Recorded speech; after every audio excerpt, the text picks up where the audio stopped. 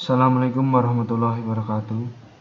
Perkenalkan, nama saya Aziz Kamseno, NIM D4184012, kelas A. Di sini saya akan mempresentasikan tugas besar mesin listrik, yaitu membahas mengenai motor sinkron, pengaruh perubahan arus eksitasi terhadap arus jangkar, dan faktor daya pada motor sinkron 3 fasa.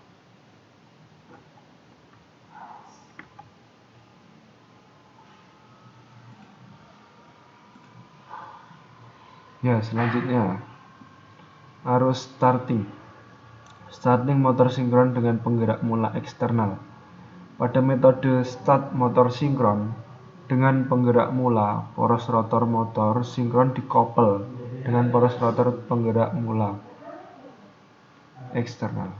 Selanjutnya, penggerak mula akan memutar rotor motor sinkron sampai mencapai putaran sinkronnya. Selanjutnya, motor sinkron tersebut diparalelkan dengan jala-jala dan bekerja sebagai generator. Berikutnya, starting motor sinkron dengan mereduksi frekuensi.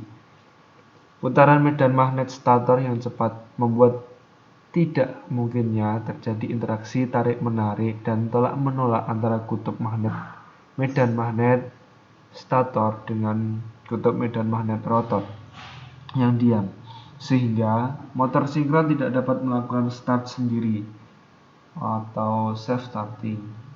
Starting motor dengan kumparan atau biasa disebut damper winding.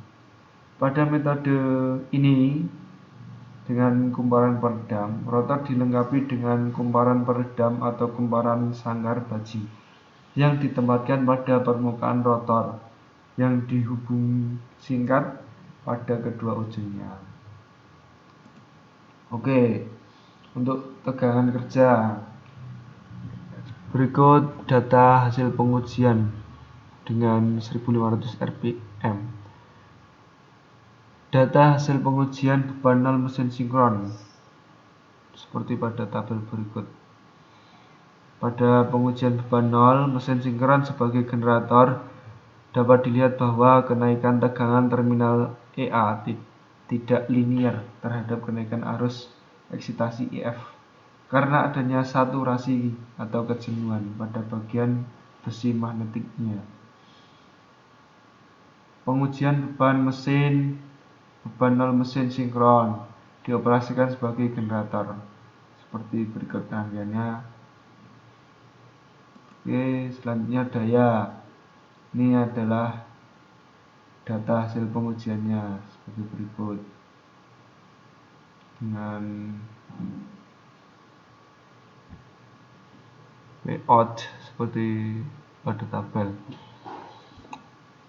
Analisa hasil pengujian daya masuk atau PIN saat pengujian motor sinkron 3 fasa dengan beban nol dianggap sebagai rugi-rugi beban nol ditambah rugi-rugi gesek dan angin, yaitu PNL atau P-loss 450 watt.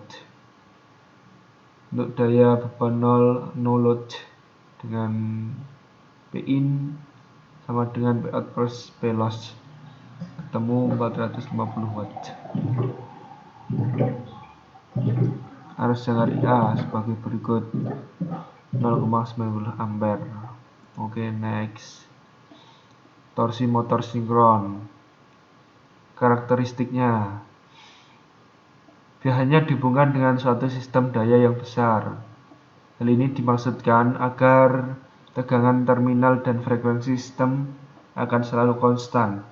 Kecepatan putaran motor terkunci pada frekuensi elektrik yang disuplai, maka kecepatan motor juga akan tetap konstan. Karakteristik kurva torsi putaran diperlihatkan pada gambar di samping. Nah, gambar seperti berikut. Oke, next, yaitu tentang kecepatan, di mana NS sama dengan 120 kali F per P, di mana NS sendiri yaitu kecepatan putaran dengan satuan RPM, kemudian F frekuensi jala-jala, Hz, dan 120 itu konstan lah. P pasang kutub pada motor atau pole.